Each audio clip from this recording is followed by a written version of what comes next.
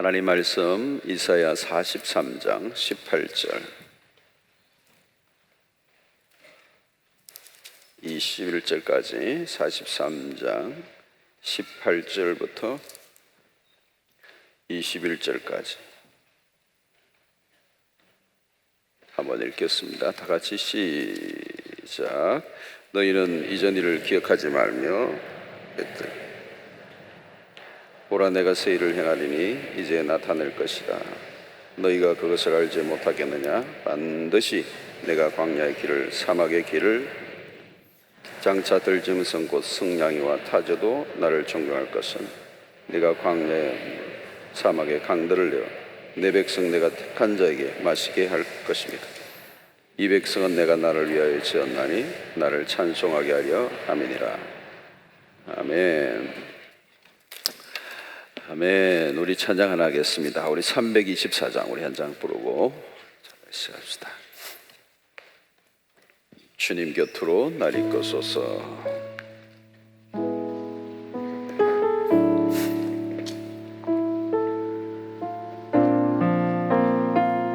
주님 곁으로 날 이끌소서.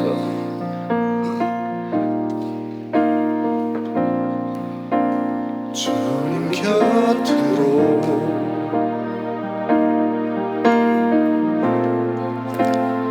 날 이끌소서.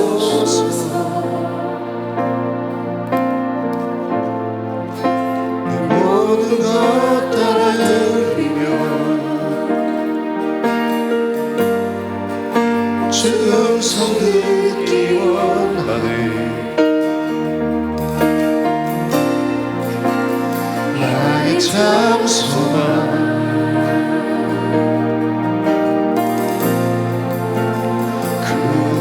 그곳과도 바꿀 수 없는 주 사랑, 바꿀 수 없는 주 사랑, 그 품 안에 난 길이 품 안에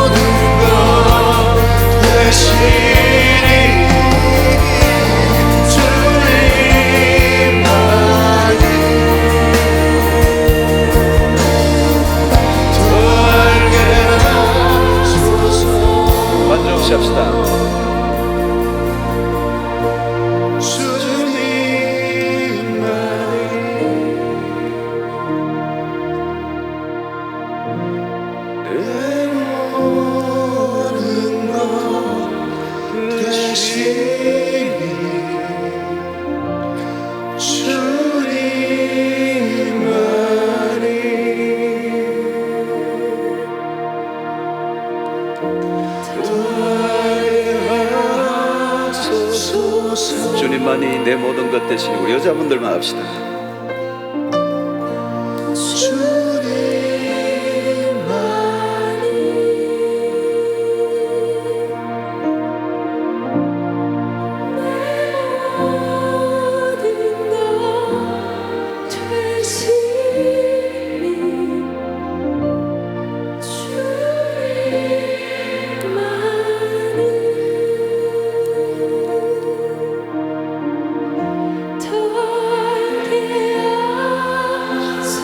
남자분들 하겠습니다. 주님만이 나의 모든 것 되십니다. 주님만이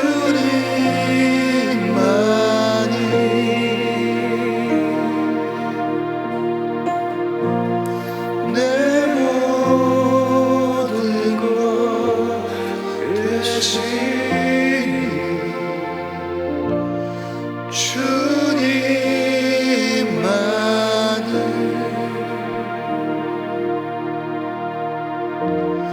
돌게 하소서. 주님만이 다 같이 합시다.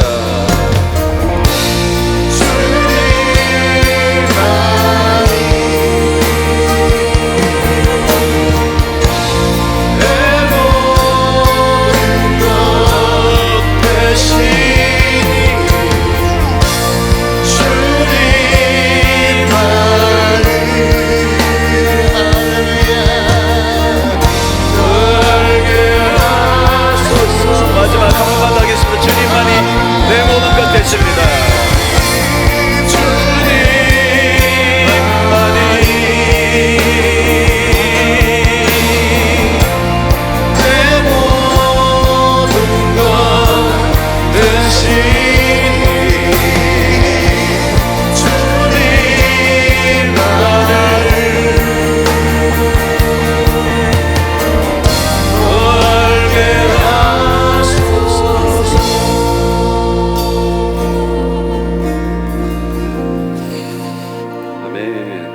감사합니다. 우리 옆에 분들하고 인사하겠습니다. 잘 오셨습니다.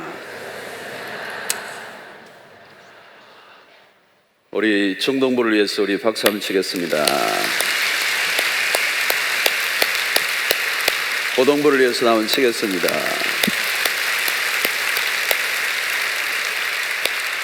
고동부 어디 있어요? 고동부. 한 칸 더 이쪽으로 갔네. 근데 궁금한 게 있어요. 중동부하고 이렇게 나눠져 있어요? 예, 남북처럼. 또 우리 이 선교 여행을 우리 청년들 많이 떠나 있는데요. 우리 그래도 청년들도 안 간 분들 있죠? 어디 있습니까? 청년들 손 들어 봅시다. 청년들. 많이 없네. 확실히 어디로 갔는가요?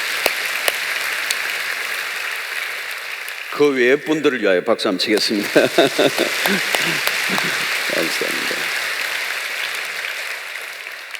이제 여름이 확실히 온 것 같습니다. 오늘은 비바람이 몰아치기도 하는데 오늘 이 밤에 오신 여러분들을 환영합니다. 그리고 인터넷 방송을 생방송으로 들으시는 분들도 환영합니다. 아멘. 예,습니다. 많이 들으시더라고요. 이 자리에 못 나오시고 사모하면서 또 여러 세계 곳곳에서 또 들으시는 것 같아요. 자, 오늘은 삶의 변혁을 꿈꾸라 우리 시리즈 5번째 마지막이 되겠습니다. 그동안 우리가 4가지 주제를 앞부분에 다루었는데 잘 여러분들이 이렇게 하나하나 좀 꼼꼼하게 이렇게 다시 들으시고 또 적용점을 좀 잘 찾았으면 좋겠습니다.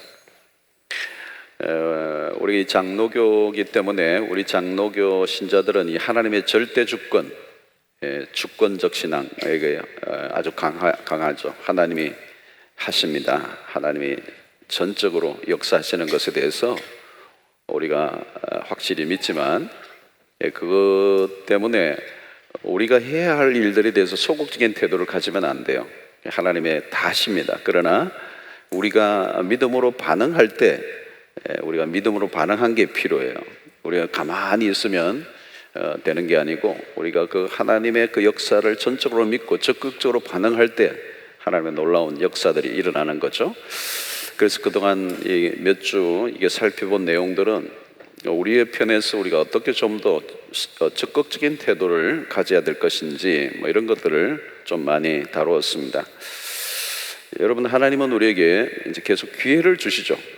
우리가 달란트 비유에서도 우리가 살펴봤던 것처럼 우리가 기회를 주시잖아요. 하나님이 계속 우리에게 뭔가 하기를 원하시고 또 기회를 주십니다. 삶은 우리의 삶은 기회입니다. 살아있다는 게 기회라고 할 수가 있습니다. 에베소서 5장 16절에서도 세월을 아끼라 때가 악하니라. 세월을 아끼라 했을 때 이 아끼라는 말도 사실은 기회를 사라, 기회를 선용하라. 거기에서 나오는 그 바울이 사용하는 그 시간의 개념은 카이로스예요. 카이로스. 그냥 크로노스, 그냥 흘러가는 의미 없는 시간이 아니고 카이로스, 아주 결정적인 시기, 아주 중요한 어떤 시기를 말하는 거예요. 그래서 우리의 시간을 적극적으로 활용해야 되는 거죠. 무조건 열심히 일을 하라는 말씀은 아닙니다. 가끔 보면 어떤 사람들은 무조건 열심히 일하는 사람들이 있는데 그런 사람들을 가르쳐서 우리는 일 중독자라고 그럽니다. 하나님이 어떻게 우리가 하나님이 우리 가운데서 어떻게 일을 하시는지 그것을 잘 알고 그 하나님의 역사의 한가운데서 내가 적절하게 반응하는 것이 매우 중요합니다. 요즘과 같이 굉장히 악한 시대, 이 죄악이 난무하는 시대는 우리가 정신을 바짝 차려야 되죠. 그래서 세상에서 우리의 삶이 하나님의 뜻 가운데 잘 놓여서 살아가도록 우리가 가져야 될 바른 태도들, 그런 반응들이 필요한 것입니다. 여러분, 시간이 주어지고 나에게 이렇게 주어진 것은 모두가 기회인데요. 특별히 구원받은 신자들, 이 구원받았다는 게 이 자체가 놀라운 은혜이면서 또 동시에 하나님의 구원 자체가 하나님이 우리 인생에 말로 다 할 수 없는 어떤 기회를 주셨다는 것과 이렇게 바꿔 생각해 볼 수가 있습니다.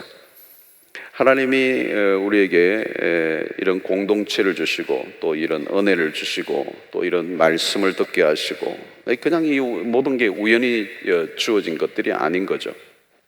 하나님의 계획 속에서 우리에게 무슨 기회를 주시고 있다는 것을 깨달을 필요가 있습니다. 그래서 오늘 우리가 이 눈을 열면 오늘 내가 이 서 있는 자리 또 나에게 주어진 모든 것들이 다 기회라고 하는 것. 요즘 뭐 시대가 아주 어렵고 또 어떤 뭐 주변의 환경이 좋지 않다 할지라도 또 역사가 아무리 어두워도 또 내 조건과 환경이 아무리 열악해도 그것과 상관이 없어요.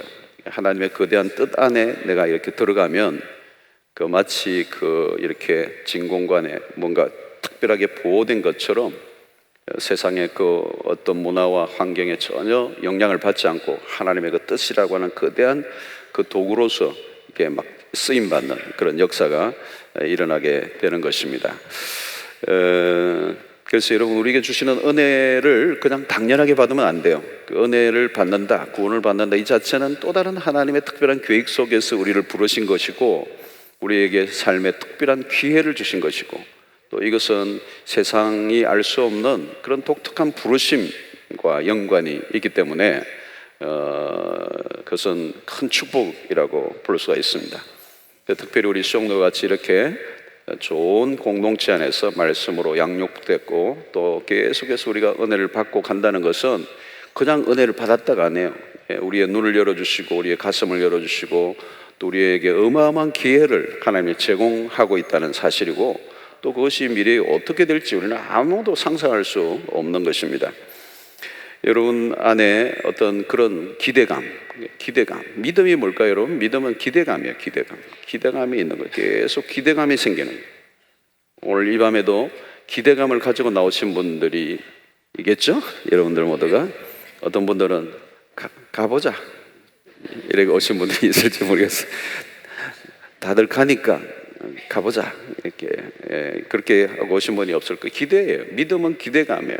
그 기대감은 뭐 나에 대한 기대, 내 미래에 대한 기대감이지만 사실은 하나님에 대한 기대죠. 하나님이 나에 대한 계획들을 우리가 생각하면 기대감이 넘치는 거죠. 무엇인가 내 안에 이렇게 꿈틀거리는 어떤 내 안에 어떤 소원들, 그런 것들이 생기는 거죠. 그것이 우리를 살맛나게 하는 것입니다. 어떤 사람은 자신의 삶에 지루해진 사람들이 있어요. 뭐 어제나 오늘이나 똑같아요. 지루해. 어제나 오늘이나 영원토록 동일한 삶을 이제 살게 되는데, 또 밋밋한 변화 없는 삶, 맛도 없고 멋도 없고 이제 그런 삶을 살아가는 사람들이 있습니다. 삶은 출렁거려야 되죠. 파도처럼. 저는 바다를 참 좋아해요. 바다를 너무너무 좋아해요. 바다를 너무너무 좋아하니까 해운대 살게 하셨는가 모르겠어요. 뭐 너무 좋아요. 저는 막 바다만 보면 막 너무 좋아요. 막 그 파도가 춤추는 것 같아요. 나도 막 파도 보면 이게 막 무서워 보이지가 않고 막 뛰어 들어가고 싶어요. 막 서핑도 타고 싶고, 그냥 바다만 냄새만 맡아도 막 삶의 의욕이 생기고 너무너무 좋아요. 이게 뭐예요? 그래서 저 안에는 이 바다의 영성이 있는 것 같아요. 바다의 영성. 강의 영성은 아니요. 잠잠한 이런 게 아니고 막 파도를 치는 뭔가 격정적인, 사람은 얌전해 보이지만 굉장히 막 뭔가 막 출렁이는, 이렇게 뭔가 앞으로 가는, 이렇게 돛을 올려서 세일링을 하는 막 그런 것들이 연상이 되는 거예요. 자, 여러분, 우리의 삶의 혁명을 우리가 좀 꿈꿔야 돼요. 삶의 변혁, 삶의 혁명. 이 혁명이라는 단어를 우리가 썼는데, 저는 혁명이라는 단어를 참 좋아해요. 이게 정치적 용어이기도 하지만 사실 개인의 삶에도 혁명이 필요해요. 개인의 삶의 혁명. 혁명이라는 단어는 뭘까요, 여러분? 기존의 삶의 방식을 거부하는 것을 말하는 거죠. 기존의 삶, 지금까지 살아왔던 삶의 방식을 거부하는 삶, 그게 혁명이에요. 그게 개인의 삶에 필요하다는 거죠. 늘 그렇고 그렇게 살던 따분하고 지루한, 나도 지루하고 나도 지루하니 남이 나를 볼 때 얼마나 지루하겠어요, 여러분. 그런 삶을 청산해버리는, 기존의 삶의 방식을 청산하는, 끊임없이 혁명을 꿈꾸는, 정치적 혁명이 아니라 자기 자신의 변화를 날마다 꿈꾸는 것이 필요하다는 거죠. 여러분, 새로운 세상을 꿈꾸는 사람들은 혁명을 늘 생각하고 있는 거죠. 여러분, 우리가 우리 자신의 변화를 시도하지 않으면 어떻게 되는가 하면 다른 사람에 의해서 내 삶이 다뤄지게 돼 있어요. 내가 내 삶의 혁명을 일으키지 않으면 내 삶의 주도를 누가 하느냐 하면 내가 하는 게 아니라 다른 사람이 하게 돼요. 상황에 끌려다니고 다른 사람에 의해서 내가 다rum을 받게 되는 것이죠. 여러분, 내 삶을 다른 사람에게 맡기지 말아야죠. 누구에게 맡기겠어요? 여러분, 직장에 취직하셨었더라도 그 직장에서 내가 비록 일을 하지만 주도는 내가 해야 되는 거예요. 다른 사람이, 사장이, 보스가 내 삶을 주도하는 게 아니에요. 끊임없이 나는 변화를 추구하며 어디론가 가고 있는 사람. 그 영역 속에 내가 그 직장에 어느 한순간에 있을 뿐이지 그 사람들이 나를 주도하는 인생이 되게 하면 안 돼요. 그러려고 하면 끊임없이 내 안에 혁명이 일어나야 되는 거죠. 자, 여러분, 예수 그리스도의 복음을 경험하고 나면 사실 혁명이 시작된 겁니다. 삶의 혁명. 이전의 삶과는 전혀 다른 삶. 구원이 그래요, 여러분. 이전의 삶을 청산하고 새로운 삶을 시작하는 게 그게 구원이란 말이죠. 그리스도인이 되었다는 것은 우리의 삶에 새로운 혁명이 시작되는 것을 의미합니다. 우리의 삶에 예수 그리스도가 찾아온 순간부터 우리의 삶에 뭐가 일어났어요? BC와 AD가 나누어진 겁니다. 여러분, 예수 그리스도가 역사 속에 찾아오시자 역사가 두 동강이 났죠. 히즈 스토리가 됐죠. 그분의 이야기가 시작되면서 역사는 두 동강 나고 BC와 AD가 나누어졌어요. 여러분, 예수 그리스도가 우리의 세계에 찾아올 때 동일한 역사가 일어납니다. 내 개인의 인생에 BC와 AD가 시작되는 거예요. 내 개인의 삶이 이전과 전혀 달라요. BC의 삶은 끝이 나고 AD의 삶이 카운터가 된 거죠. 여러분, 성경에 보면 그런 얘기가 많이 나와요. 창세기 12장에 보면 아브라함이 부름을 받았을 때, 하나님의 부름을 받았을 때 그때가 AD예요. AD. 그 AD가 그의 인생의 새로운 출발이 시작되는 지점을 성경은 그의 나이를 얘기하잖아요. 75세였더라. 75세였더라. 그때부터 이제 땅 시작한 겁니다. 인생이. 그 전에는 제로 포인트예요. 카운터가 안 된 거예요. 하나님의 영적인 에이지는 제로예요. 새롭게 시작된 것입니다.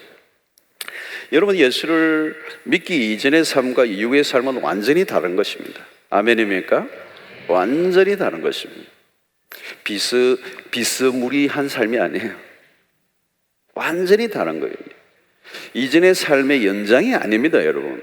이전의 삶의 연장이 아니라고요. 완전히 새로운 삶, New Life. 고린도후서 5장 17절, 너희는 그런즉 누구든지 그리스도 안에 있으면 새로운 피조물이라 그랬죠. 새로운 피조물이라고 그랬어요, 여러분. 새로운 피조물이라. 이전 것은 지나갔다는 거예요. 보라, 새 것이 되었도다 그랬어요.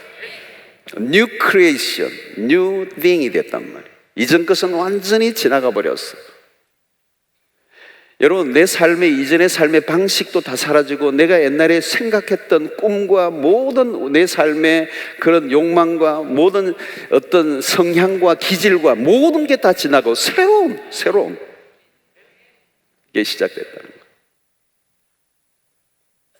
여기 여러분, 그리스도 안에 있으면 새로운 피조물이라 완전히 다른 존재가 되었다는 거예요. 로마서 12장 2절에 너희는 이 세대를 본받지 말고 오직 마음을 새롭게 함으로 변화를 받아. 그래서 변화를 받아. 이 변화를 받아라고 하는 이 변화는 change가 아니라는 말이에요. 영어로 change가 아니에요. transformation이라는 말. 굉장히 중요한 거예요. 이 transformation이라는 건 폼을 트랜스한다. 완전히 근본적인 변화를 말합니다. 성경이 우리에게 말씀하는 구원은 그런 거란 말이죠. 약간의 이렇게 변화가 아니에요. 근본적인 변화. 근본적인 변화. 이 구원의 핵심적인 코드가 뭐냐? 변화는 트랜스포메이션. 여기서 변화는 그냥 가벼운 변화가 아니라 거대한 변화, 근본적인 변화, 본질적인 변화. 그래서 그것을 우리는 혁명이라고 말할 수 있어요. 변혁이라는 말을 쓸 수 있는. 그러니까 우리가 분명히 알아야 할 것은 하나님의 백성들이 가져야 할 껍데기의 변화가 아니라는 껍데기의 변화. 껍데기의 변화가 아니에요.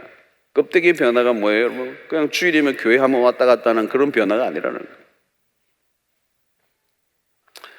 예수님은 우리의 겉모양의 변화를 위해서 오신 분이 아닙니다. 그죠? 어떤 종교를 만들러 오신 분이 아니라고요. 주일이 되면 교회 한번 와서 예배드리고 그냥 끝나버리고 nothing happen, 아무 일도 일어나지 않는 그냥 전혀 내 삶의 본질적인 변화가 없는 껍데기, 그냥 하나의 종교를 만들기 위해서 이 세상에 오신 분이 아니란 말이에요. 우리의 삶의 내면 근본적인 변화. 그 모양만 그냥 나이스하게 보이게 만드는 그런 게 아니에요. 그것을 위해서 그리스도가 십자가에 죽으셨을 리가 없습니다. 본질적인 변화예요. 우리는 이제 새로운 피조물이 되었다는 거예요. 이제 외모만 그대로 있지 모든 게 다 변한 거예요. 우리의 생각이 바뀐 거예요. 우리의 삶의 방식과 모든 철학이 다 바뀐 거예요. 우리 안에 생각과 욕구와 이전 이런 것들이 전혀 달라진 것이죠. 그래서 우리는 날마다 이 변화된 이 본질적인 변화에 된 우리가 이제 날마다 새로운 삶을 살아가는 것입니다. 그래서 오늘 19절에 보니까 보라 내가 새 일을 행하겠다. 내가 새 일을 행하겠다. 이제 나타낼 것이다. 하나님은 언제나 새 일을 행하기를 원하십니다. 이전의 삶과 동일한 삶을 살아갈 수 없도록 우리를 이끌어 주시겠다는 거죠. 이미 우리에게 변화는 시작되었어요. 지루한 반복을 할 수가 없는 사람들이 되었어요.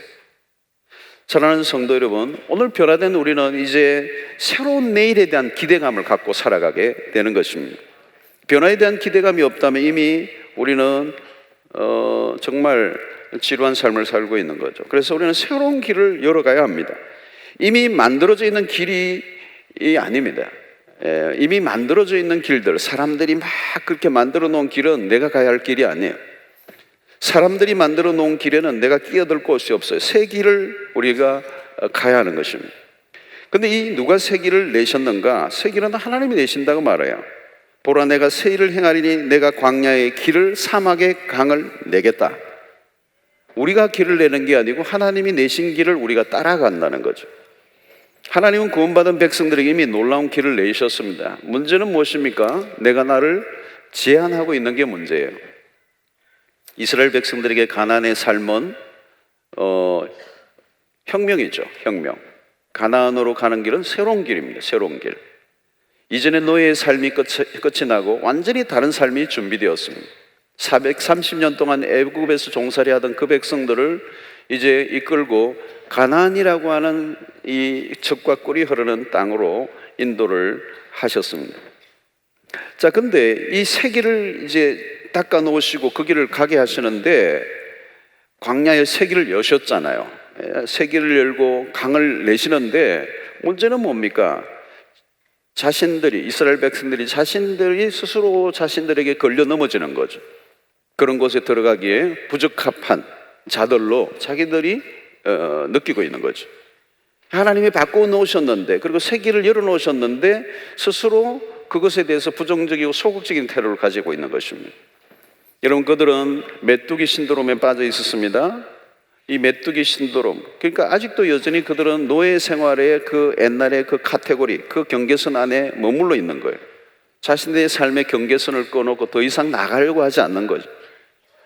하나님이 아무리 대로를 열어 놓으셨는데도 내가 안 가겠다는 거예요. 자기 스스로 만들어 놓은 현실에 갇혀서 살아가고 있는 사람들. 오늘 여러분, 오늘 이 밤에 나오신 여러분들, 오늘 그 경계선들, 나도 모르게 살아오면서 만들어진 경계선, 그것을 허물어뜨리는 밤이 되기를 축원합니다. 너무 많아요. 그런 게 너무 많아요. 너무 많아요. 여기 나이가 드신 분은 더 많아요. 이게 살아가면서 더 많아져요.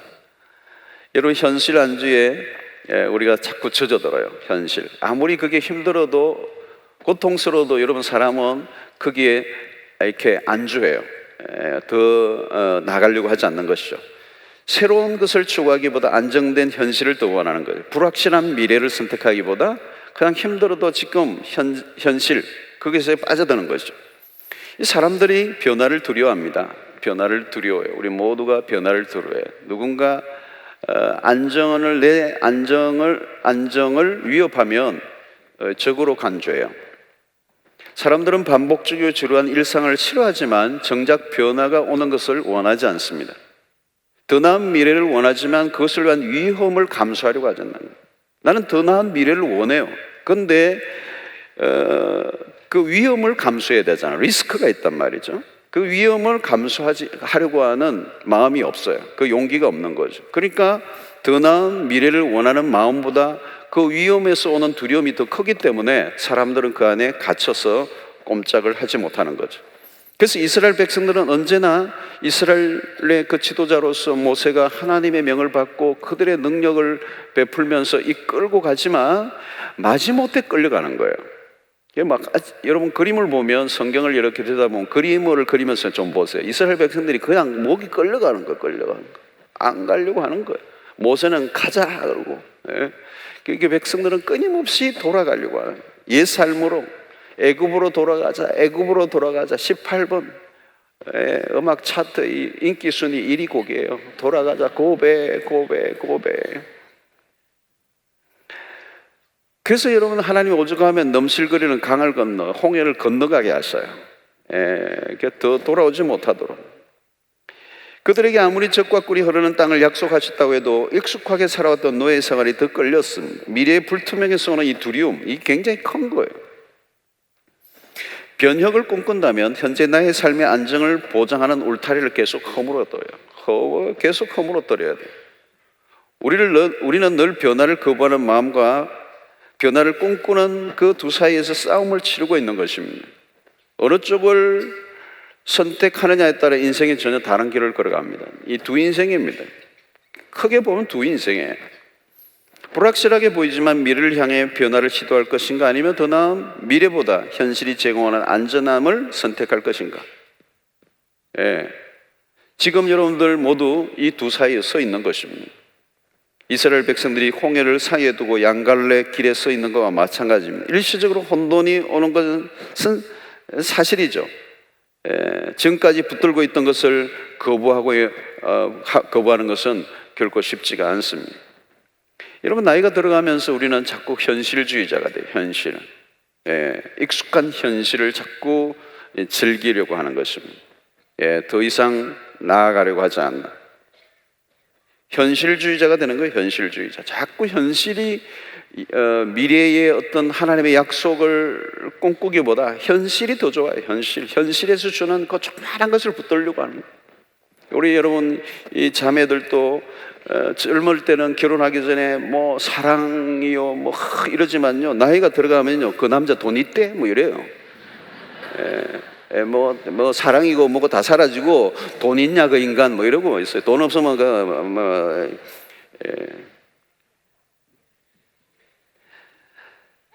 여러분, 변화하려고 하면 의식의 혁명이 일어나야 돼요. 공색한 삶을 살아가는 사람들은 공색한 생각을 하고 있는 거예요. 자세히 보면 인생은 생각 차이입니다. 사람들을 보면 각자의 생각의 집이 있어요. 자신에 대해서 자기가 스스로 규정하고 있단 말이에요. 딱 선을 그어놨다고, 자기의 인생에. 모두가 자기의 인생에 살아오면서 만들어진 그 생각의 집 안에 자기가 갇혀서 이제 묻혀 살아가고 있는 것입니다. 여러분, 왜 창의력 그러죠? 왜 창의력 합니까? 창의력. 제가 창의력도 얘기하고 상상력도 얘기했어요. 고정관념이에요. 고정관념. 그게 자기의 인생에 살아오면서 만들어진 하나의 생각의 틀에 갇혀 있는 거죠. 그 뛰어넘을 수가 없어요. 뛰어넘지를 못하는 거예요. 새로운 길을 가려고 하면 새로운 생각을 해야 되죠. 그게 창의력이잖아요. 새로운 것에 도전하고자 하는 마음을 가지려고 하는데 자꾸 두려움이 문제예요. 앞을 내디뎌 보면 사실 별것 아닌데 그 두려움의 성에 모두가 갇혀 있는 것입니다.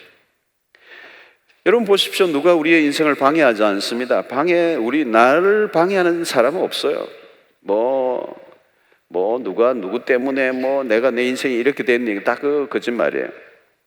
가장 못난 사람은 자꾸 다른 사람 탓하는 것입니다. 자꾸 다른 사람 탓.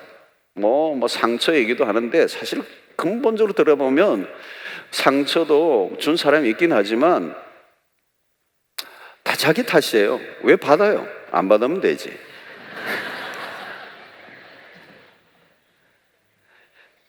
여러분, 설령 누가 나를 피해를 입혔다고 할지라도 그런 푸념을 한다고 누가 도와줍니까? 또 그것이 맞다고 할지라도 모든 사람이 동의해 준다고 해서도 그것이 내 인생에 무슨 영향을 줍니까? 많은 사람들이 자신의 인생을 자기 스스로 제한하고 살아갑니다. 내가 나의 한계를 끊고 살아갑니다. 나는 안 돼. 나는 할 수 없어. 내가 뭘? 자기의 무덤을 파고 자기를 파묻어요. 다른 사람이 내 삶을 제한하지 않아요. 내가 나를 가둬놓고 산다는 겁니다. 흔히 우리가 자포자기라는 말을 많이 하죠. 자포자기한다. 자포자기. 자기가 자기를 포기하는 거죠. 가장 무서운 것입니다. 다른 사람이 나를 포기한 것이 두려운 게 아니에요. 내가 나를 포기한 것. 내가 나를 포기한 것이 가장 무서운 것이고 최악입니다. 이건 최악이라기 하기보다는 비극이에요. 비극. 이 상태에 빠지면 건져 올리기 힘든 상태에 빠져 있는 것입니다. 사람들은 그저 실패만 하지 않고 그저 그냥 적당하게 사는 정도로 만족하려고 합니다. 안정을 최고로 여기는 사람들이 선택하는 삶의 특징이 있죠. 대개 사람들이 살아가는 평균치에 맴도는 거예요. 평균치에 맴돌고 거기에서 벗어나려고 하지 않습니다. 나이가 들수록 사람이 자꾸 쪼그러들기 쉬워요. 소극적인 생각, 폐쇄적인 생각이 이제 가득해집니다. 여러분, 오늘날의 변화는 사람들이 붙들고 있는 안정감을 보장해 주지 않아요. 문제는 우리가 아무리 안전을 원해도 우리 주변의 상황이 우리를 그대로 두지 않는 세상을 오늘 우리가 살고 있습니다. 과거의 안정을 지키면서 내일을 향해 갈 수가 없다는 거죠. 문제는 변화된 오늘의 삶이 어제의 사람을 환영해 주지 않아요. 변화가 너무 빠르기 때문에 이 변화된 세상에 어제의 내가 오늘 변화된 세상에 적응을 할 수가 없어요. 그리고 받아주지를 않아요. 그래서 우리는 날마다 나를 둘러싼 이 두꺼운 울타리를 깨뜨리려고 노력하지 않으면 안 되는 것입니다. 자, 그러면 이 한계, 이 울타리를 뛰어넘을 수 있는 길이 무엇인가라고 하는 것입니다. 어떻게 변혁이 일어날 수 있느냐? 내가 누구인가를 아는 게 중요합니다. 오늘 20절에 보면 내가 광야의 물을 사막의 강들을 내어 내 백성 내가 택한 자에게 마시게 할 것입니다 그랬습니다. 내 백성 내가 택한 자, 우리는 하나님의 백성들이라는 거죠. 하나님이 우리를 당신의 백성들, 내 백성 내가 택한 자라고 말하죠.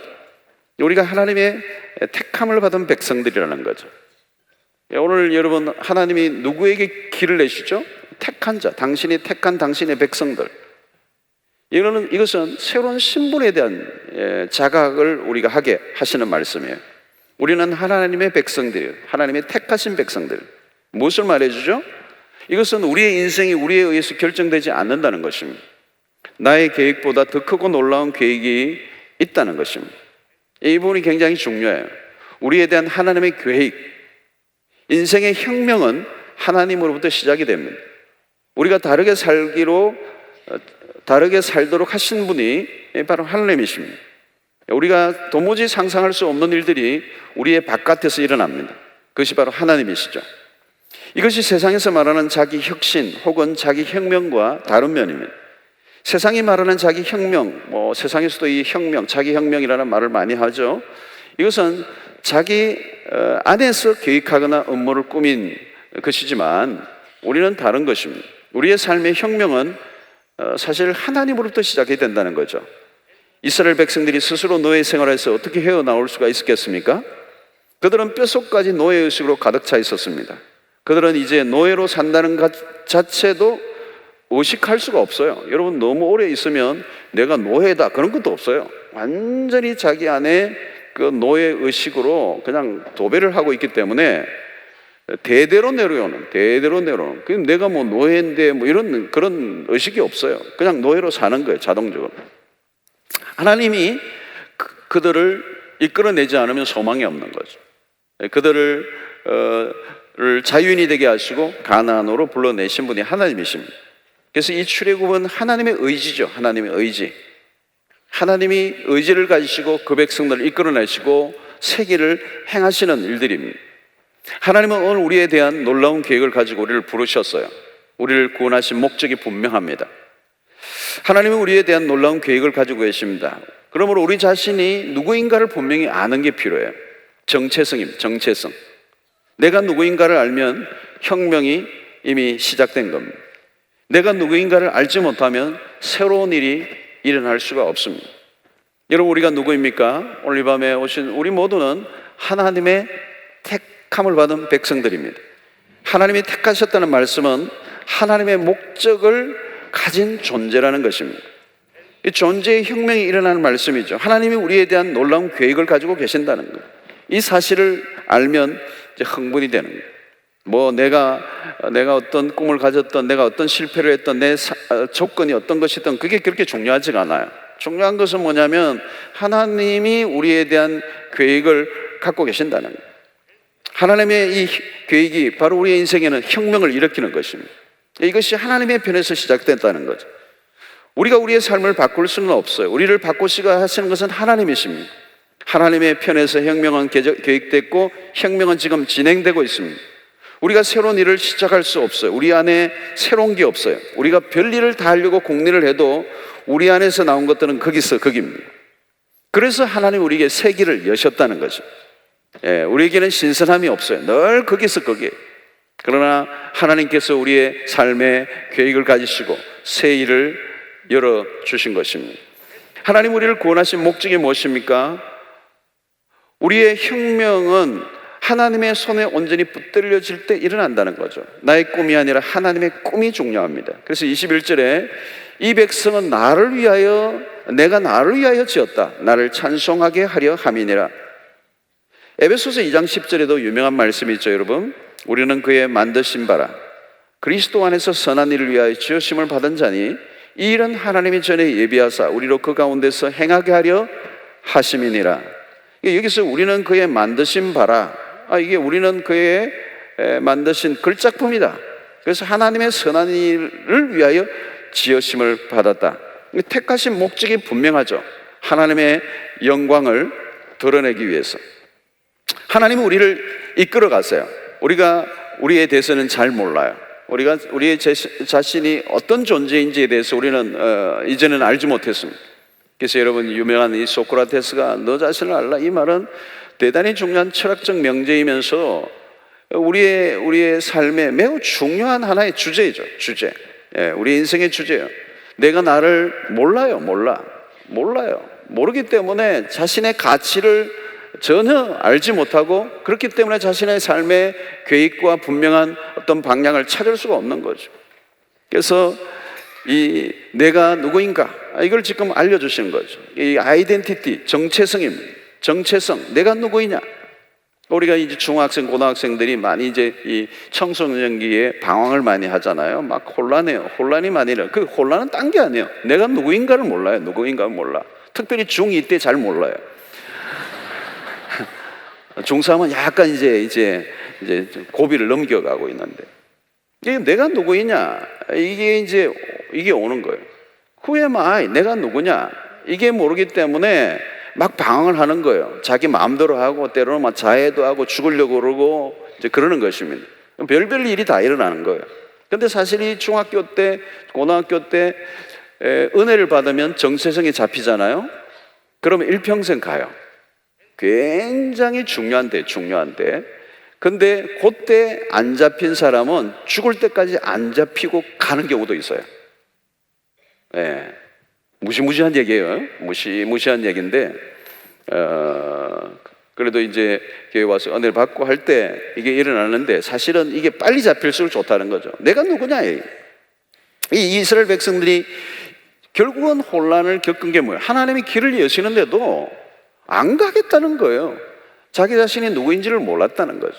여러분, 모세의 인생을 가만히 보세요. 모세의 인생을 3기로 나누는데 정체성을 몰랐어요. 자기가 누구인지를 모르니까 엉뚱한 짓을 하고 엉뚱한 데 에너지를 쏟고 실패하고 넘어지고 그냥 결국 묻혀 있잖아요. 나중에 하나님이 부르실 때는 80세 됐는데 80세 부르니까 그때도 자기가 누구인지를 몰라요.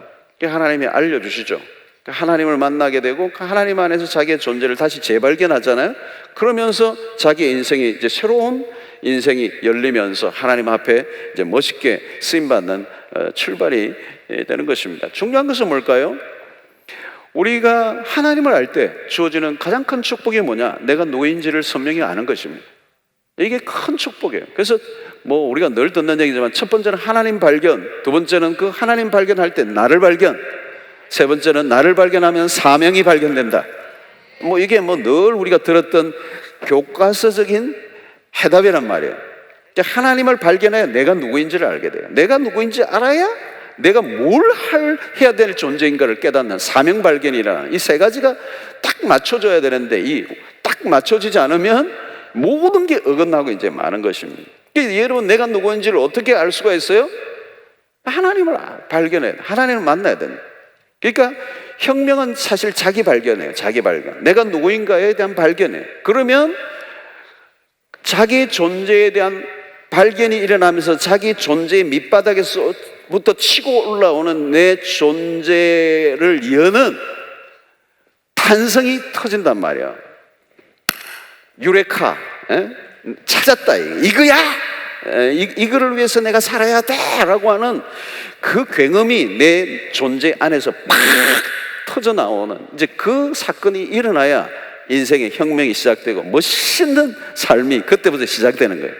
근데 그게 안 되면 늘 공시렁 하고, 작년에 기도 제목 아직도 들고 있고, 고민도 내 고민남 고민녀 그러고 늘 헷갈리는 얘기하고, 늘 원망과 불평이 많고, 뭐 그냥 늘 삶이 왔다리 갔다리예요. 정함이 없어. 예. 여러분, 우리가 하나님을 알아갈 때 알아가면 알아갈수록 더 큰 축복은 내가 누구인가를 아는 거예요. 그때 자기 발견이 일어나면서 존재의 혁명이 일어난다니. 자신의 삶에 놀라운 이제 새로운 역사가 이제 써지기 시작하는 거죠. 여러분, 그때 우리가 그 하나님을 발견할 때 그 하나님 앞에 내가 반응하는 거잖아요. 그렇죠? 모세가 하나님의 부름을 받았을 때 당신 누구입니까? 그 하나님과의 새로운 이 인카운트, 만남을 통해서 모세가 새로운 부름에 반응하고 나가게 되는 거죠. 아마 그가 끊임없이 광야를 지나면서 수없는 이 저항, 여러분, 혁명은 저항을 받게 돼요. 새로운 삶을 살아가려고 하면 끊임없이 나와 주변의 사람으로부터 적에 둘러싸여 있어요. 저항을 받게 돼 있단 말이에요. 그럼에도 불구하고 그 모세가 마지막까지 질주해 할 수 있었던 힘이 뭐예요? 바로 하나님 안에서 자기 발견에서 온 힘이에요. 여러분, 우리가 하나님의 변화의 역사에 반응한 일이 뭡니까? 하나님이 우리를 부르시고 우리를 쓰시겠다라고 하는 그 일에 대한 반응이 믿음이죠. 우리가 믿음을 가질 때 하나님의 계획들이 더 선명하게 보여지기 시작하는 것입니다. 믿음을 가지지 않으면 하나님의 계획이 우리 안에서 드러날 수가 없어요. 가장 중요한 것은 내가 누구인가에 대한 믿음. 하나님 안에서 나를 재발견하면 그때부터 내 삶에 내가 규정 지어 놓았던 모든 것을 허물고 울타리를 넘어서는, 경계선을 넘어서는 새로운 역사가 일어나는데 그게 혁신이고 그게 혁명이고 그게 변화라는 것입니다. 자, 여러분, 믿음을 가질 때 우리의 삶은 진취적이게 돼요. 그러므로 믿음은 굉장히 우리를 진취적인 삶을 살게 하는 것입니다. 믿음의 힘이 굉장히 큰 거죠, 여러분. 믿음이 작동할 때 일어나는 특성은 뭐냐면 삶을 적극적으로 바꿔놓는다는 거죠. 여러분, 믿음의 사람인데 회의적인 사람 없어요. 굉장히 믿음이 크신 분인데 굉장히 회의적이다, 이런 건 없어요.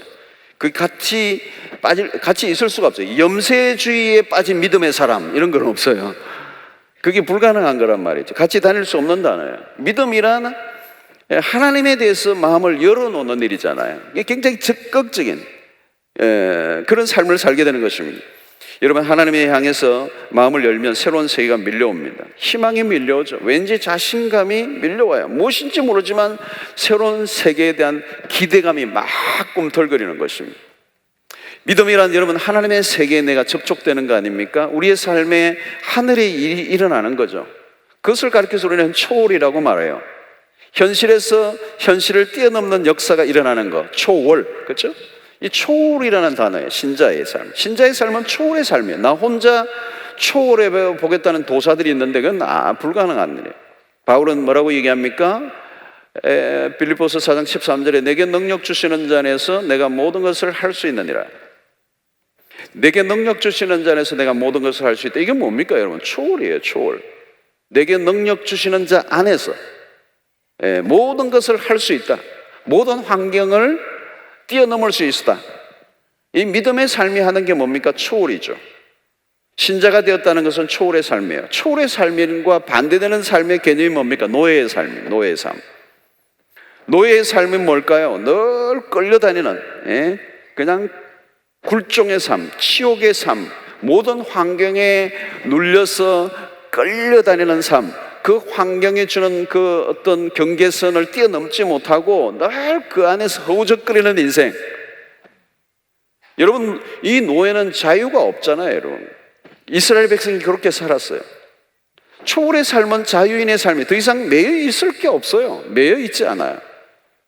세상이 만들어 놓은 경계선에 걸려 살아가지 않습니다. 우리는 이런 삶을 가리켜서 혁명이라고 말하죠. 영의 혁명. 여러분, 예수를 믿고 신앙생활을 한다는 것은 결코 작은 변화가 아니에요. 믿음을 과소평가해서는 안 돼요. 믿음은 엄청난 일을 우리에게 일으키는데 우리를 초월적 삶을 살게 하신다는 거예요. 여러분, 바울을 보십시오. 초월적 환경이에요. 뭐 환경이야 공간적인 지배를 받아서 감옥에 있을 수도 있는데 그 영혼은 내면에 혁명이 일어났어요. 그를 가두어 놓을 수 있는 게 아무것도 없죠. 감옥에 갇혀 있지만 그 영혼은 하늘에 닿아 있잖아요. 옥중서신을 기록하고 주옥 같은 편지를 써서 오늘 이 역사 속에 오늘도 우리에게 감동을 주는 기가 막힌 그런 편지를 썼잖아요. 그 안에서 기뻐하라고 그러고 말이죠. 초월적 삶이에요. 자유인이에요. 경계선이 다 허물어졌어요. 언제나 감사하고 기뻐할 수 있는 삶을 살고 그런 하나님이 열어놓으신 그 길을 걸어간 거죠. 그게 하나님의 뜻이에요. 뜻. 어떤 환경 속에서도 기뻐하고 어떤 환경에서도 감사하고 어떤 환경에도 짓눌리지 않고 하나님의 백성으로 천국의 삶을 이루어가는 그 초월적 삶, 그것이 하나님이 열어놓으신 그 길인데 바울이 그 길을 따라간 것입니다. 이 변혁을 위해 우리는 날마다 여러분 우리가 믿음으로 반응할 때 우리는 우리의 삶의 미래를 준비해 가게 되는 것입니다. 여러분, 미래는 막연하게 기다리는 사람에게 오지 않아요. 치열하게 준비해야 돼요. 믿음으로 준비해야 돼요. 여러분, 세상이 요즘은 굉장히 많이 달라졌어요. 굉장히 변화가 많이 일어나요. 옛날에는 아웃사이더가 인사이더가 되고 인사이더가 아웃사이더가 되고 변화 무상해요. 모든 게 뒤집어지는, 모든 게 역전되는 이런 일들이 일어나고 있어요. 급속한 변화가 일어나요. 그래서 우리가 우리의 이전의 삶의 어떤 것들을 우려먹고 안정을 추구하고 그 안에 세이프 존, 안전한 그 환경 안에 내가 숨어 지내려고 하는 삶은 이제 불가능해요. 하나님 우리를 더 놀라운 삶으로 우리 이끌어 주시기를 원하세요. 날마다 하나님이 우리의 인생에 새로운 인생을 가기를 원하는데 결국은 우리 안에 우리 스스로를 제한하고 있는 그 어둠의 세계를 하나님께서 내려놓기를 원하시는 거예요. 포기하기를 원하시고 우리 안에 새로운 구조조정을 하기를 원하시는 것입니다. 갈라디아서 2장 20절의 말씀처럼 내가 그리스도와 함께 십자가에 못 박혔나니 그런즉 이제는 내가 사는 것이 아니요 오직 내 안에 그리스도께서 사신 것이라. 이제 내가 육체 가운데 사는 것은 나를 사랑하사 나를 위하여 자기 몸을 흘리신 하나님의 아들을 믿는 믿음 안에서 사는 것이다. 여러분, 옛 삶, 우리가 정말 자기의 육신의 생각대로 자기의 편한대로 살아가고자 했던 그 옛 삶들이 그리스도와 함께 죽고, 우리가 옛 사람이 죽고 이제 새로운 꿈이 우리 안에 일어나야 하는 것입니다. 이전의 야망이 죽고 새로운 야망이 일어나고 헛된 세상의 꿈들이 죽고 하나님의 나라의 꿈들을 이제 꾸는 그런 삶을 주님이 살라고 하시는 것입니다. 그래서 우리의 삶의 목적을, 우리가 누구인가를 분명히 알게 되면 우리의 삶의 목적을 다시 재발견하게 되는 거죠. 여러분, 여기에 보면 이 말씀 보니까 이 백성은 내가 나를 위하여 지었다. 내가 나를 위하여 지었다. 목적이 분명하잖아요, 여러분. 목적이 분명하잖아요. 하나님이 우리를 지으신 목적, 구원하신 목적. 이 백성은 내가 나를 위하여 지었다. 나의 찬송을 부르게 하려 함이라. 여러분, 살다 보면 가장 위기가 언제 오느냐면 목적을 잃어버리는 거예요. 목적을 잃어버리는 거예요. 목적을 잃으면 인생은 실종됩니다. 미궁에 빠져요. 살아갈 에너지가 나오지 않아요. 여러분, 어떤 사람은 영어 공부를 열심히 하는데 왜 하는가 물으면 대답이 다양해요. 뭐 취직을 하기 위해서, 뭐 남들이 하니까, 뭐 좀 해놓으면 쓸 날이 올까봐, 뭐 또 뭐 여행하려고, 뭐 또 외국 가서 뭐 맥도날드 사 먹으려고, 뭐 이런 분명한 방향과 목적 없이 자격증만 수두룩하게 따놓고 전시하고 있는 사람들도 있어요. 여러분, 인생이 짧습니다. 힘을 집중해야 돼요. 요즘은 특히 더 그렇습니다. 존재의 이유를 아직 모르기 때문에 일어나는 일들이에요. 꿈이 없는 사람들, 꿈이 있긴 하는데 거의 개꿈 수준인 사람들이 많아요. 여러분, 존재의 이유를 모르면 방황하게 돼 있잖아요. 내가 어디에 있는지를 알 수가 없습니다. 어떤 사람은 단순히 어떤 직장에 취직하는 것 혹은 어떤 직업을 선택하는 것 자체가 목적인 경우가 많아요. 그러나 그것은 목적을 이루어가는 수단이잖아요, 여러분. 더 큰 방향과 목적을 가지고 난 다음에 그것을 성취하기 위한 수단으로 직업 혹은 직장을 선택하는 순서죠. 그런데 여기에서 대부분 뒤틀려요. 여러분, 삼성, 뭐 예를 들면 삼성이 다 좋다고 그러니까 삼성에 들어가는 것이 목적이 된 사람은 삼성에 들어가지 못하면 불행해지고, 들어갔다 해도 나중에 삼성이 내 것이 아니기 때문에 언젠가 나와야 되잖아요.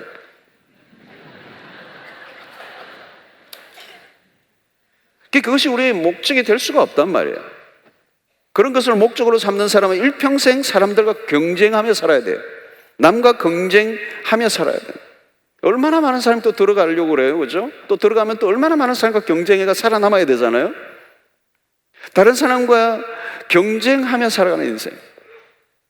여러분, 다른 사람의 어떤 좋은 것들이 내 인생의 목표가 되어서 그것을 막 따라가는 사람이 있잖아요. 그 사람 또 다른 데 가는데, 여러분, 그 다른 사람과 나와 경쟁할 이유가 하나도 없어요. 다른 길이에요.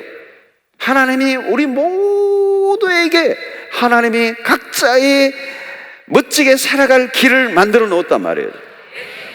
여러분, 우리가 한국 사회가 그동안 너무 정신없이 달려왔어요. 막 누가 가니까 같이 따라간 거예요. 어디 가는데 몰라, 뛰네. 사람들이 전부 다 가네. 뭐 어느 동네로 가면 다 그 동네로 가고, 뭐 무슨 구, 무슨 특별구 막 이러면서 말이죠. 정신을 차리고 보니까 요즘 여러분 지금 모두가 지금 잘못 살아왔다고 지금 자성하는 소리가 막 다 들리잖아요, 지금. 왜 이렇게 됐느냐? 수단과 방법만 무성한 거예요. 어디든지 방법, 어떻게 하면 돈을 버냐, 어떻게 하면 취직하냐, 어떻게 하면 출세하냐, 어떻게 하면 거기에 합격하냐, 어떻게, how밖에 없어. how밖에 없어. how. 교회도 어떻게 하면 사람을 많이 모으냐, how밖에 없어.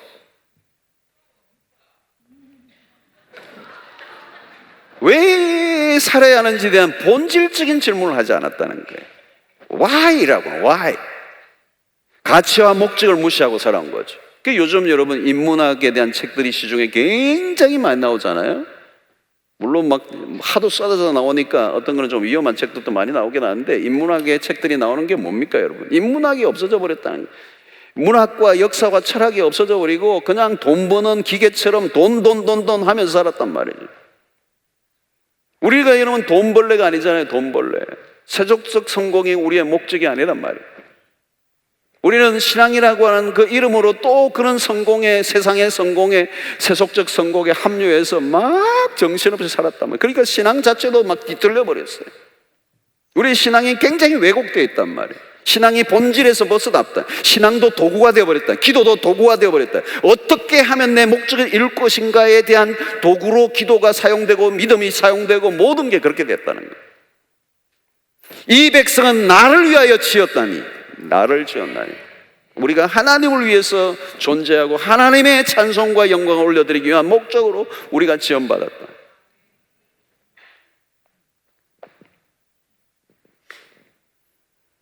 여러분, 이제는 평생 직장이라는 게 없어요. 평생 직장이라는 게 없단 말이에요. 옛날에는 평생 직장이 있었는지 모르지만 요즘은 평생 직장이 없어요. 언제 어떻게 될지 몰라요. 그 직장이, 그 회사가 언제 어떻게 될지도 모르고, 이제는 평생 직장 정도가 아니라 그 직업이 아예 없어져 버려요. 그러면 그 직업에 붙들려 살아왔던 그 인생이 공중분해되어 버리는 겁니다. 여러분, 우리 모두에게는 하나님의 계획이 따로 있어요. 하나님이 나를 통해서만 받으실 영광. 그렇기 때문에 하나님을 발견하고 하나님 앞에서 자기를 발견한 사람들이 이제 내가 어떻게 살아야 될 것인가에 대한 사명, 평생 직장이 아니라 평생 사명을 붙들어야 된다는 거예요. 이 백성은 내가 나를 위하여 지었나니, 이 백성은 내가 나를 위하여, 하나님을 위하여, for God,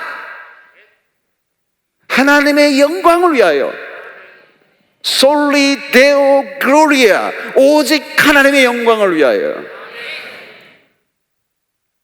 이 중심, 거대한 중심, 성경이 말씀하고자 하는 거대한 중심, 철저히 에고이즘으로 자아중심적으로 살아가려고 하던 그것이 그리스도와 함께 십자가에 못 박혀 죽고 이제 하나님만을 위해서 살아가는, 사는 목적이 달라졌다는 거예요.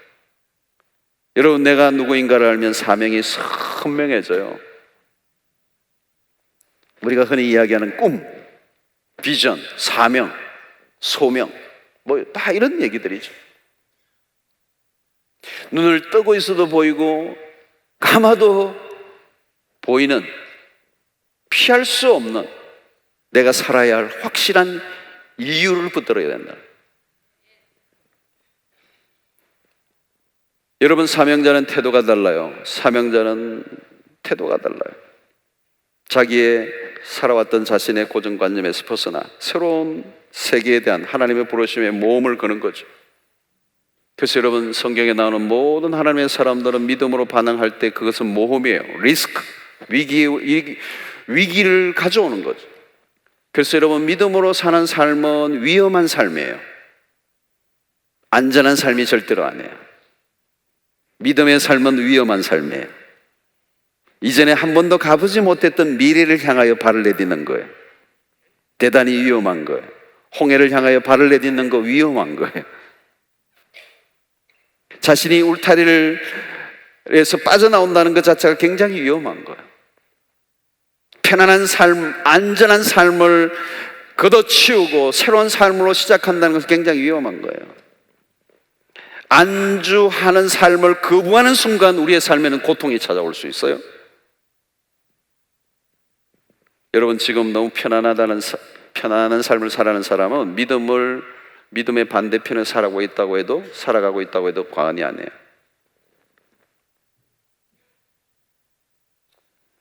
여러분, 사명의 길을 걸어가면 특징이 있는데요, 내 존재감이 살아나는 거예요. 존재감.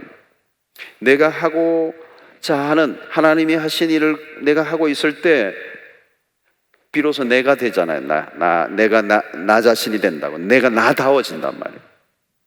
그때 신이 나죠. 신이 나죠. 예, 행복해지죠. 예, 행복해져요. 내 존재의 자리에 내가 가 있기 때문에. 예, 내가 하고 있는 그 일을 하면 할수록 더 내 안에 기쁨이 오고 즐거움이 오고 행복해지고 거기에 푹 빠지게 돼요. 시간 가는 줄 몰라요. 그 안에 그것을 하면 할수록 내 안에 열정이 일어나요. 열정이 막 일어나요. 여러분, 그때 내가 분명히 내가 있어야 할 자리에 내가 있고 내가 해야 할 그 일을 하고 할 때 내 안에 말로 다 할 수 없는 그 기쁨이 오고 즐거움이 찾아올 때 내가 그 그때 존재감이 일어난다는 거예요. 존재감. 그 자신의 존재감 안에서 터져오르는 그 강력한 힘에 반응할 때 아름다운 열매가 일어나고 막 역사가 나타난 거잖아요. 그때 막 풀 에너지가 막 쏟아져 나가는 거예요. 에너지가 막 존재감에서 나오는 힘이기 때문에, 그것은 근본적으로 하나님이 심어 놓으신 에너지이기 때문에 그 일을 하면 그냥 완전히 쏟아버리는 에너지가 나온단 말이에요. 그때 역사가 일어나요. 그때 역사가 일어나는 거예요. 근데 여러분, 어떤 사람은 하긴 하는데 꽤 성공도 했는데 자기의 존재감이 살아나지가 않아. 왠지 내가 앉아 있어야 될 자리가 아닌데 내가 앉아 있는 것 같은, 그게 자꾸 그만두고 싶어. 하긴 하는데 그만두고 싶어. 할 수만 있으면 나 그만두고 싶어. 그런 분들 있을 거예요. 여러분, 내가 있어야 할 자리에 있을 때 내가 빛이 나잖아요. 그게 존재감이에요. 누가 보아도 참 멋있어요. 저분 딱이야. 내가 이 일을 하다가 죽어도 좋겠다는 걸 만난 거예요. 그거잖아요. 하나님이 하라고 하신 일을 하는 게 중요합니다. 여러분, 자기가 하는 일에 빠진 사람들 다른 사람하고 경쟁합니까? 경쟁 안 해요. 무슨 다른 사람하고 경쟁을 해요? 경쟁할 시간도 없고 그렇게 볼 틈이 없어요.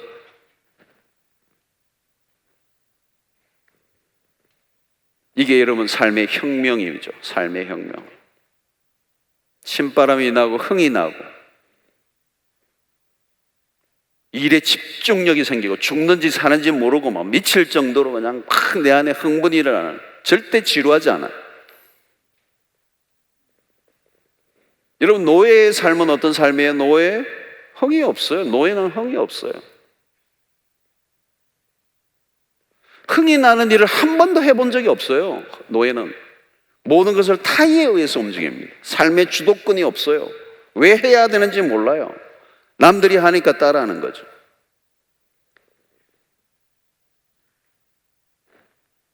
혁명가들은 늘 가슴이 뜁니다. 가슴이 뛰어 쉽게 잠을 못 자요. 꿈인지 생시인지 오버랩돼요. 많은 사람이 자기의 해야 할 일을 찾지 못하다가 인생을 끝냅니다. 우물쭈물하다가 끝내는 거죠. 사랑하는 성도 여러분, 현실에 안주하지 않게 되기를 바랍니다. 안정을 목표로 삼지 마십시오. 대충 만족하는 습관을 버리시기를 바랍니다. 하나님은 우리의 삶에 높은 기대를 가지고 계세요. 소극적인 삶의 태도를 극복해야 합니다. 미래에 대한 두려움을 걷어내야죠. 실패를 두려워할 필요 없습니다. 실패하면 다시 시작하면 되죠. 행동해야 합니다. 자신의 삶에 반란을 하라는 거죠. 밋밋한 삶에 저항하셔야 합니다. 늘 새로워져야 합니다. 변화를 적으로 오해하지 말고 변화를 친구로 삼아야 합니다. 늘 새로운 일을 행하시는 그 하나님 앞에 믿음으로 반응할 때 우리의 삶의 혁명은 시작되는 것입니다. 여러분 모두는 하나님의 걸작품들이에요. 보석들입니다. 하나님의 영롱한 비석들, 여러분들을 통하여 하나님의 영광을 드러내기를 원하세요. 보석은요, 진흙탕 속에 있어도 보석이죠. 본질은 바뀌지 않아요. 문제는 그것을 끄집어내어서 이제 닦고 빛이 나게 하는 것. 여러분, 우리의 자신의 삶을 공색하게 몰아가지 않게 되기를 바랍니다. 늘 혁명을 꿈꾸세요. 우리는 단순히 생존하는 게 목표가 아닙니다. 직장에서 쫓겨나지 않는 게 목표가 되면 안 돼요. 혁명의 주체가 되셔야 합니다. 바람을 일으켜야 합니다. 세상을 바꾸는 일에 앞장을 서야 합니다. 좋은 것에 만족하지 말고 위대한 것에 도전하시길 바랍니다. 세상을 변화시키는 일을 위해 우리를 부르셨어요. 사명을 위하여 대가를 치르려 합니다. 우리는 다른 세계를 위해 지음받았습니다. 노예로 살지 말아야 합니다. 우리 모두는 자유인이에요. 초월자들이에요. 돈에 끌려 다니지 마시고 세상의 환경에 끌려 다니지 마시고 사명을 붙들고 날아오르시게 되기를 바랍니다. 믿음으로 하나님이 열어놓으신 길을 따라 전력 질주할 수 있게 되기를 바랍니다. 삶은 흥미진진한 것입니다. 우리의 삶은 작은 변화가 아니에요. 거대한 변화가 일어났습니다. 전혀 다른 인생을 살아가도록 하나님이 우리를 부르셨습니다. 확연한 변화가 일어나야 정상인 것입니다. 하나님 우리의 삶의 부분을 원하시지 않고 전부를 원하십니다. 우리의 모든 것을 통해 하나님의 나라 확장을 위해서 우리를 멋있게 쓰시기를 원하시는 것입니다. 오늘 이 밤에 우리 모든 여기에 참여한 우리 모두 안에 여러분 새로운 혁명이 시작될 수 있게 되기를 바랍니다. 변화가 일어나게 되기를 바랍니다. 본질적인 변화, 그것은 하나님을 만날 때 시작되는 것이고 그 하나님 안에서 우리의 자신이 누구인가를 확인하면 그것이 시작이 되게 되는 것입니다. 맥 빠진 지루한 일상의 반복이 우리의 삶이 결코 아니라는 사실을 기억하시고 자신의 삶의 경계선을 믿음으로 허물어 떨릴 수 있게 되기를 바랍니다. 우리 안에 있는 그 잘못된 세상에 만들어 놓은 문화 안에서 만들어져 있는 그 틀들을 과감하게 깨뜨리는 위험스러운 일들을 시도하시기를 바랍니다. 그래서 모험이죠. 그러나 하나님께서 우리의 삶을 새롭게 열어놓으셨기 때문에 우리가 믿음으로 반응한다면 하나님 반드시 우리를 놀라운 매일 흥분되는 그런 삶으로 이끌어 주실 줄로 믿습니다. 우리는 그분의 만드신 바가 되었습니다. 우리는 하나님의 기가 막힌 걸작품들이에요. 하나님 우리에게 광야의 길을 내십니다. 오늘 또 거칠고 힘든 우리의 환경이지만 하나님 우리를 초월하게 하시고 이 환경에 매여 살지 않고 초월하여서 새로운 길을 계속 나아가도록 원하시고 매일 흥분되는 기대에 충만한 삶을 살아가도록 하나님 우리를 이끄신다는 사실을 믿으시게 되기를 바랍니다. 여러분들에 대해서 기대하시기를 바랍니다. 왜? 하나님이 우리를 그렇게 만드시고 계획하셨기 때문입니다. 내가 나를 주도하는 게 아니에요. 하나님이 내 안에서 그 일을 이미 행하셨기 때문에 그 안에 내가 믿음으로 반응하기만 한다면 우리를 통하여 하나님의 영광을 드러내기를 원하세요. 보석과 같은 우리 인생에 가면 갈수록 더 빛이 나고 더 멋있어지는 더 정말 그 흥분될 만한 그런 역사들이 일어날 줄로 믿습니다. 가면 갈수록 쪼그라들지 마시고 우리의 생각이 소극적이고 폐쇄적으로 자꾸 변화되려고 하는, 그리고 철저히 현실주의자로 빠져들어가는 그것을 막으셔야 합니다. 봉쇄하셔야 돼요. 그래서 매일매일 내 안에 새로운 혁명이 시작되는, 변화가 시작되는 삶의 변혁을 꿈꾸는, 그래서 하나님의 나라를 위해서 아름답게 기여하는, 멋있게 여러분들의 인생 전부가, 한 일부가 아니라 전체가 하나님 앞에 드려지는 멋진 인생 될 수 있게 되길 바랍니다. 여기에서 늦은 분은 한 분도 안 계세요. 나는 건강이, 나의 조건이, 그건 아무 문제가 되지 않아요. 그런 모든 것들을 깨뜨리시고 그 경계선을 다 허물어뜨리시고 하나님의 열어놓으신 그 길을 향하여 믿음으로 성큼 내딛고 오늘 누구를 통해서라도 하나님의 기가 막힌 스토리가 시작될 줄로 믿습니다. AD가 끝이 나고, AD가 아니고 BC가 끝이 나고 AD가 시작되는 은혜가 있게 되기를 축원합니다. 혁명이 일어나야 돼요. 전혀 다른 인생, 그런 것들이 여러분들의 삶에 시작될 수 있게 되기를 축원합니다. 거친 파도 날 향해 와도, 그 처음에 어떻게 되죠? 하나 부르고 시작하겠습니다. 고동부가 벌써 이렇게 밑으로 내려오고, 감사합니다.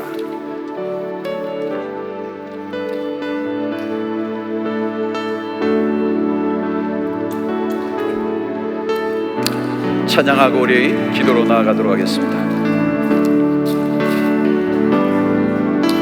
주 품에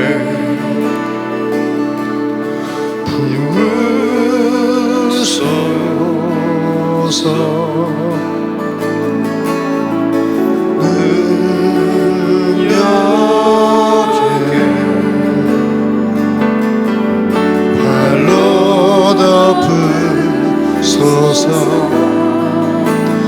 거친 파도 날 향해 와도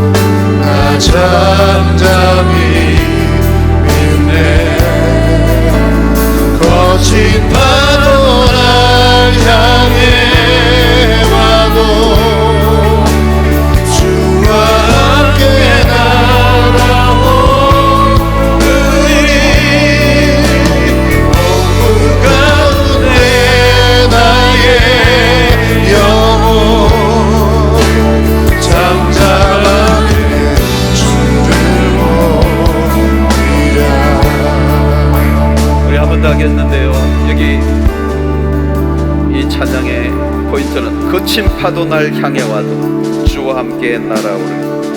우리의 삶에 수없는 장애들, 수없는 그 경계선들, 우리를 가로막고 있는 모든 장벽들, 우리 수없는 한계들이 있을 거예요. 그래서 우리를 넘어뜨리기 위해서 거친 파도들, 성난 파도가 몰려오지만 주와 함께 비상합시다. 초월합시다. 넘어섭시다. 경계선을 뛰어넘어 새로운 세상, 하나님이 열어놓으신 세계로 우리가 나아가는 역사가 있게 되기를 바랍니다.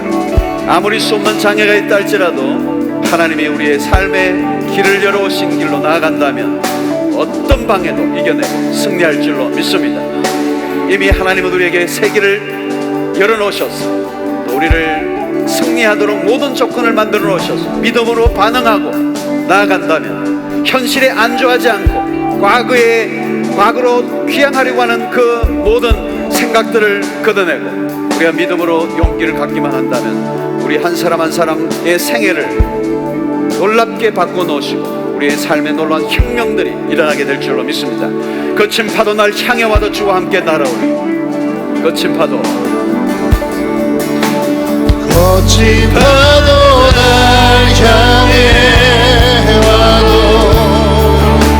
주와 함께 날아오르리. 폭풍 가운데 나의 영혼 잠잠하게 주를 보리라. 주의 품으소서.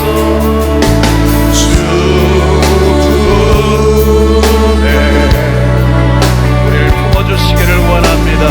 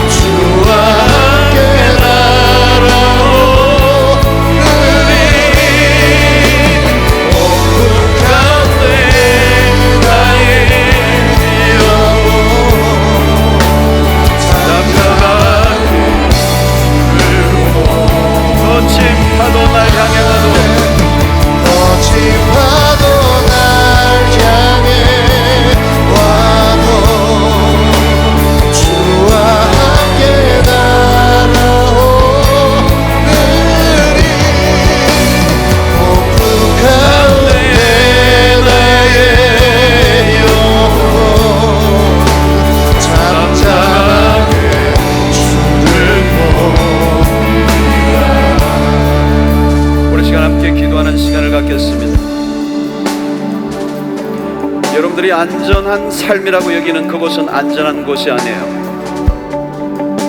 끊임없는 변화, 하나님 안에서 변혁의 삶을 살지 않으면 내 삶은 안전하지 않아요. 믿음은 위험한 삶을 선택하는 것입니다. 우리는 날마다 현실주의자가 돼요. 믿음의 삶이 아닌 현실주의자. 미래에 대한 기대는 사라져버리고 현실의 벽에 가로막혔어. 자기가 만든 울타리, 사람들이 만들어 놓은 신화에 감염되어졌어. 꼼짝달싹하지 못하고 자기는 아무것도 할 수 없다는 그런 삶을 살아가는. 그래서 수없는 사람들이 오늘의 삶 속에서 자포자기의 삶, 그리고 수없는 사람들을 탓하며 원망하며 살아가는 삶을 살아가고 있어요. 여러분, 우리는 사람들과 경쟁하며 살아가는 사람들이 아니에요. 하나님이 내 인생 가운데 열어놓으신 새로운 길이 있어요. 하나님 우리를 구원하셨을 때, 하나님 우리를 불러주셨을 때 나에 대한 하나님의 기가 막힌 플랜이 있어요. 하나님의 계획이 있어요. 우리를 부르신 목적이 있습니다. 우리를 향한 사명이 있어요. 우리가 달려가도 지치지 않을 만큼 우리에게 존재의 그 열정이 일어나게 만드는 그 사명을 발견할 때 우리는 더 이상 노예적 삶을 살지 않고 자유인이 되는 거죠. 그때 우리는 초월적 삶을 살게 되는 것입니다. 어떤 거친 파도가 몰려와도 주와 함께 날아오르는 우리의 삶에 살아야 할 이유를 붙잡고 살 때 하나님 우리의 인생에 날마다 가슴이 뛰게 할 것입니다. 안전한 삶이 아니라 날마다 새로운 삶을 살아가고자 하는 기대에 벅찬 그런 삶, 가슴이 뛰는 삶, 가슴이 뛰어 하나님이 보여주신 미래의 비전 때문에 잠 못 이루는 밤이 생길 정도로 흥분된 삶을 살라고 오늘 우리에게 말씀하세요. 하나님 오늘 그 꿈을 다시 한번 회복시켜 주시기를 원합니다. 그 사명이 다시 살아나게 하여 주시옵소서. 내 삶의 변화를 두려워하지 않게 하여 주시옵소서. 위험한 삶을, 모험을 선택하게 하여 주시옵소서. 그래야 하나님 새로운 삶, 경계선을 허물어뜨리고 살아갈 수 있도록 은혜를 더하여 주시옵소서. 익숙한 현실을 즐기지 않게 하여 주시옵시고 더 나은 미래를 향하여 믿음으로 나아가는 하나님 혁신적 삶을 살아갈 수 있도록 은혜를 더하여 주시옵소서. 하나님이 새롭게 열어놓으신 그 길, 우리에게 광야의 길을 내시는 그 하나님을 바라보며 믿음으로 새로운 삶을 선택하고 내 죽는 날 그날까지, 내 호흡이 멈추는 그날까지 하나님을 향하여, 나를 지으신 그분을 향하여 그분의 영광을 드러내는 삶을 살기 위하여 하나님 살아가는 질주하는 인생 되게 하여 주시옵소서. 주여 세 번 외치고 기도하며 나아가도록 하겠습니다. 주여